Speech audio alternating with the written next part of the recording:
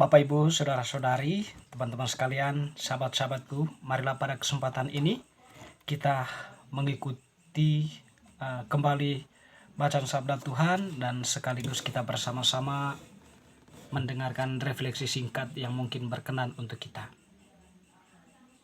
Bacaan ini kita ambil dari Penginjil Matius bab 19 ayat 23 sampai 30. Yesus berkata kepada murid-muridnya, "Aku berkata kepadamu, sesungguhnya sukar sekali bagi orang kaya untuk masuk ke dalam kerajaan surga. Sekali lagi aku berkata kepadamu, lebih mudah seekor unta masuk melalui lubang jarum daripada seorang kaya masuk ke dalam kerajaan Allah." Ketika murid-murid mendengar itu, sangat gemparlah mereka dan berkata, "Jika demikian, siapakah yang dapat diselamatkan?" Yesus memandang mereka dan berkata, "Bagi manusia, hal ini tidak mungkin, tetapi bagi Allah, segala sesuatu mungkin." Lalu Petrus menjawab dan berkata kepada Yesus, kami telah meninggalkan segala sesuatu dan mengikut Engkau. Jadi apakah yang akan kami peroleh? Kata Yesus kepada mereka, "Aku berkata kepadamu, sesungguhnya pada waktu penciptaan kembali, apabila Anak Manusia bersemayam di tata kemuliaannya, kamu yang telah mengikut aku akan duduk juga di atas 12 tahta Israel. Dan setiap orang yang karena namaku meninggalkan rumahnya, saudaranya laki-laki atau saudaranya perempuan, bapa atau ibunya, anak-anak atau ladangnya, akan menerima kembali 100 kali lipat dan akan memperoleh hidup yang kekal. Tetapi banyak orang yang terdahulu akan menjadi yang terakhir, dan yang terakhir akan menjadi yang terdahulu." Demikianlah sabda Tuhan, terpujilah Kristus. Bapak, Ibu, saudara-saudari, teman-teman sekalian, sahabat-sahabatku yang terkasih, Penginjil Matius yang telah kita dengarkan tadi menampilkan dua hal besar yang mau disampaikan. Pertama, berkaitan dengan penggunaan harta kekayaan dan juga konsekuensi dari mengikuti Yesus. Jadi Tuhan mengatakan bahwa sangat sukar orang kaya masuk ke dalam kerajaan surga. Lebih mudah seekor unta masuk ke dalam lubang jarum. Sebuah kritikan yang tajam sebenarnya untuk setiap orang yang memang mempunyai harta, tetapi susah sekali untuk berbagi kepada yang lain. Dia menumpuk harta itu hanya untuk kepentingan dirinya. Jadi bagi Tuhan, orang-orang seperti itu ya orang-orang yang memang terikat dengan harta kekayaannya dan susah untuk masuk ke dalam kerajaan surga. Di sini Yesus tidak berbicara tentang orang kaya ya, tetapi orang yang memang mempunyai sesuatu tetapi susah untuk berbagi, atau orang yang terikat dengan harta kekayaan sehingga melupakan yang lain dan bahkan melakukan tindakan-tindakan ya asusila dan sebagainya ya, karena banyaknya harta yang dia miliki. Dia menggunakan hartanya untuk berfoya-foya, untuk kepentingan. Bagi Tuhan, orang seperti ini, tipe orang seperti ini adalah tipe orang yang memang susah untuk masuk ke dalam kerajaan surga. Dan tentunya Yesus sebenarnya mau mengatakan kebalikan dari hal itu. Kalau kamu mempunyai hati terhadap yang lain, berikanlah apa yang kamu miliki. Jangan menuntut kembali apa yang kamu beri, tetapi berikanlah dengan ketulusan hatimu. Kalau kamu memberi dengan ketulusan hatimu, maka kamu telah menyelamatkan nyawamu. Artinya di sini ya, mungkin Tuhan mau mengatakan hidup kekal itu akan menjamin hidupmu di kemudian hari. Dan teman-teman saudara-saudariku, Petrus kemudian bertanya kepada Tuhan, "Kami ini sudah lama meninggalkan Engkau, apa yang kami peroleh?" Nah, di sini Yesus sudah kembali ke dalam suatu panggilan hidup yang khusus ya. Bahwa mengikuti Yesus tentu konsekuensi yang paling besar itu adalah pengendalian diri dan memikul salib. Pengendalian diri yang mungkin berkaitan dengan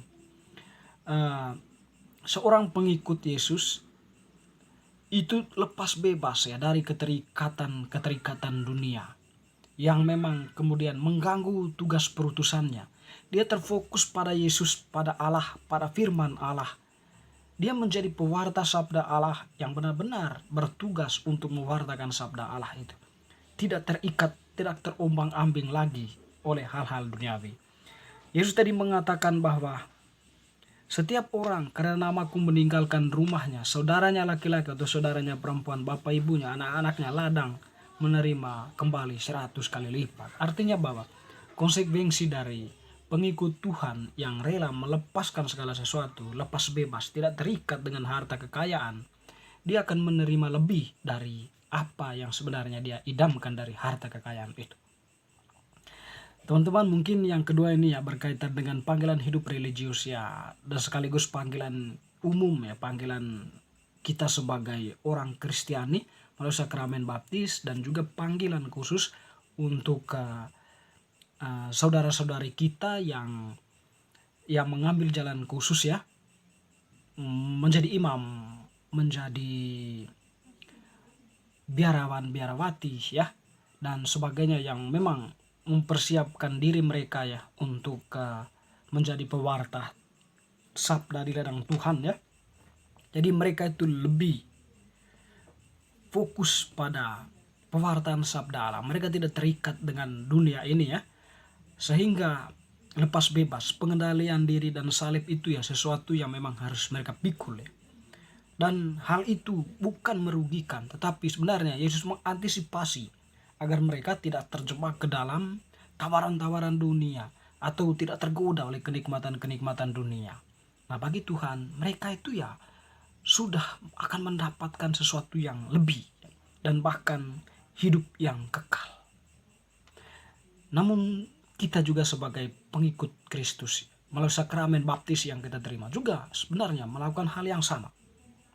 Ketidakterikatan kita ke dalam dunia mungkin konteks berbeda dengan para imam, para religius, biarawan, biarawati ya. Tapi di sini setidaknya pengendalian diri mungkin lebih pada kita yang melepaskan ego kita ya, dan mencoba untuk memandang keluar saudara-saudari kita. Berikanlah segala sesuatu, atau berikanlah sesuatu yang berguna bagi orang yang membutuhkan.